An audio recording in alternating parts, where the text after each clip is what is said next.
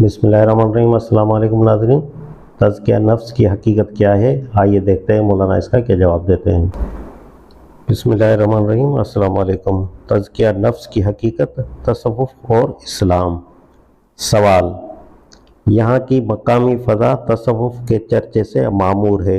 इससे अक्सर तरह तरह के पेचीदा मसाइल पैदा होते रहते हैं। इस वक्त दो बातें दरियाफ़्त तलब हैं। नंबर 1, तज़किया नफ्स की सही तारीफ़ क्या है? इस बारे में रसूलुल्लाह सल्लल्लाहु अलैहि वसल्लम की तालीम क्या थी? मदसूफ़ फ़ेल का इस सिलसिले में सही अमल क्या रहा है? नेज़ एक मुसलमान को अपनी ज़िंदगी के इस शोबे में क्या सूरत अख्तियार करनी चाहिए? बे, क्या सहाबा किराम रज़ी अल्लाह ताला अलैहिम अजमईन भी आजकल के सूफिया की तरह तज़किया नफ्स किया करते थे और आलम बाला के मुशाहिदात होते रहते थे? जवाब: सवाल के पहले जुज़ के जवाब में ये ज़हन नशीं कर लीजिए कि अरबी ज़बान में तज़किया नफ्स का लफ्ज़ दो मायनों में इस्तेमाल होता है। एक पाक साफ़ करना, दूसरे बढ़ाना और नशोनुमा देना। इस लफ्ज़ को कुरान मजीद में भी इन्हीं दोनों मायनों में इस्तेमाल किया गया है। बस तज़किया का अमल दो अज्ज़ा से मुरक्कब है।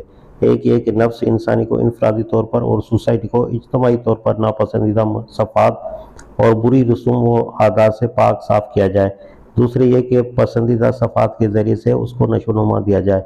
अगर आप कुरान मजीद को ऐसे नुक्ते नज़र देखें और हदीस में और कुछ नहीं तो सिर्फ मशक़ात ही की पर इस ख्याल से नज़र डालें तो आपको मालूम हो जाएगा कि इनफरादी और इज्तमाई ज़िंदगी में वो कौन सी नापसंदीदा सफ़ात हैं जिनको अल्लाह और रसूलुल्लाह सल्लल्लाहु अलैहि वसल्लम दूर करना चाहते हैं, और वो कौन सी पसंदीदा सफ़ात हैं जिनको अफराद और सोसाइटी में तरक्की देना चाहते हैं। नेज़ कुरान व हदीस के मुताले ही से आपको इन तदाबीर की भी पूरी तफसील मालूम हो जाएगी जो इस गर्ज के लिए अल्लाह ताला ने बताई हैं और उसके रसूलुल्लाह सल्लल्लाहु अलैहि वसल्लम ने इस्तेमाल किए हैं। अहले तसव्वुफ़ में एक मुद्दत से तज़किया नफ्स का जो मफ़हूम राइज हो गया है और उसके जो तरीके आम तौर पर उनमें चल पड़े हैं वो कुरान व सुन्नत की तालीम से बहुत हटे हुए हैं। दूसरे जुज़ का जवाब यह है कि सहाबा किराम ने तो आलम बाला के मामले में सिर्फ रसूलुल्लाह सल्लल्लाहु अलैहि वसल्लम के एतमाद पर गैब की सारी हकीकतों को मान लिया था। इसीलिए मुशाहिदीन न उनको तलब थी और न उसके लिए उन्होंने कोई सही की। वो बजाय इसके कि वो पर्दा गैब के पीछे झांकने की कोशिश करते, अपनी सारी कुव्वतें इस जद्दोजहद में सर्व करते थे कि पहले अपने आप को और फिर सारी दुनिया को खुदा वाहिद का मती बनाएं और दुनिया में अमलन वो निज़ाम हक कायम कर दें जो बुराइयों को दबाने और भलाइयों को नशोनुमा देने वाला हो।